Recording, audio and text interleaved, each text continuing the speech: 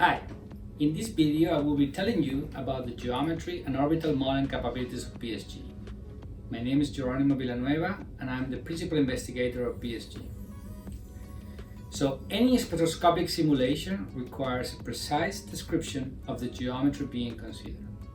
This includes especially the angle at which the radiation arrives at the planet, or incidence angle, the angle at which the radiation is emitted towards the observer, or emission angle, the distance this radiation travels to the observer, and we also need to know if the star is within the field together with the planet, or if it's actually covering the planet in some form, and we can maybe do an exoplanet transit simulation.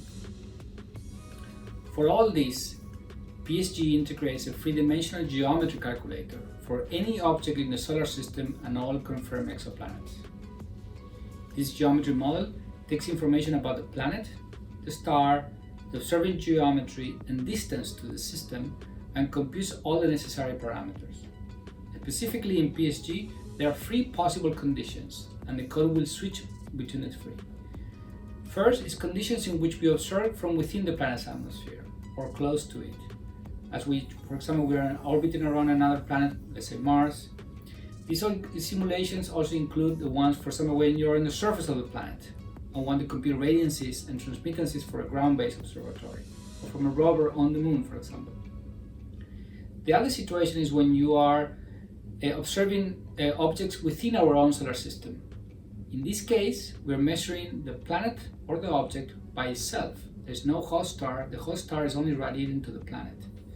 This includes, for example, observations of planets, moon, asteroids, comets, and it's the most common mode in PSG. Finally, we can also make simulations about planets around other stars.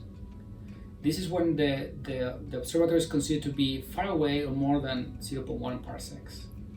For example, in those cases, PSG will compute the distance to the star, for example, the projected distance, for example, when you do coronagraphy, and I will also see the planet's inclination phase makes it to cover part of the star, for example, if you're in transit or secondary eclipse.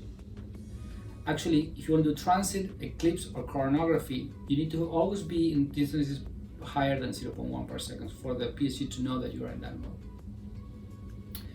So depending on the observational situation, PSG will compute all the geometry angles, as we were talking before, and store them in the configuration file.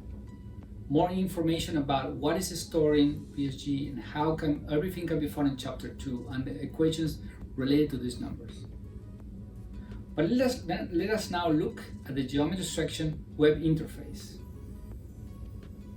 The upper field defines the properties of the object and its relationship to the star. For example, we will put there the information about the planet's diameter, the gravity, eccentricity, and season, and size of the star. The lower fields define how the object or the system is actually being observed, and specifically define the location of the observer relative to the system. For example, you can choose there, if you're an observatory, you're looking at the system from afar, or you can be on the surface of the planet looking from above, or you can be doing an occultation in the atmosphere, things like that. In the upper part of the geometry window, you can select the type of solar system or exoplanet you are observing, for example, a planet, comet, or an asteroid, and perform several ephemerides calculations.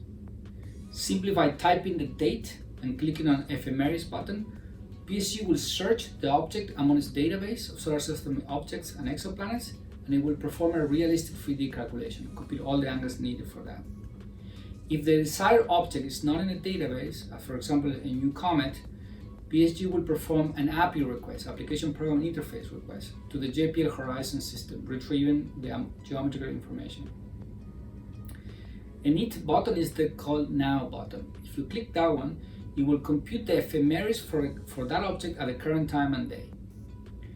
While in the case of an exoplanet, there are also additional buttons to also compute the state of the planet, exoplanet at that particular now, if you put now, but if you click on T, it will produce the next primary transit, S, secondary transit, and P, perianstrom. For transit eclipse simulations, make sure the distance is beyond 0.1 per second and the inclination is going to be in transit, so it has to be near 90 degrees. And the phase has to be 180 for transit, planets in front of the star, or 0 is an eclipse.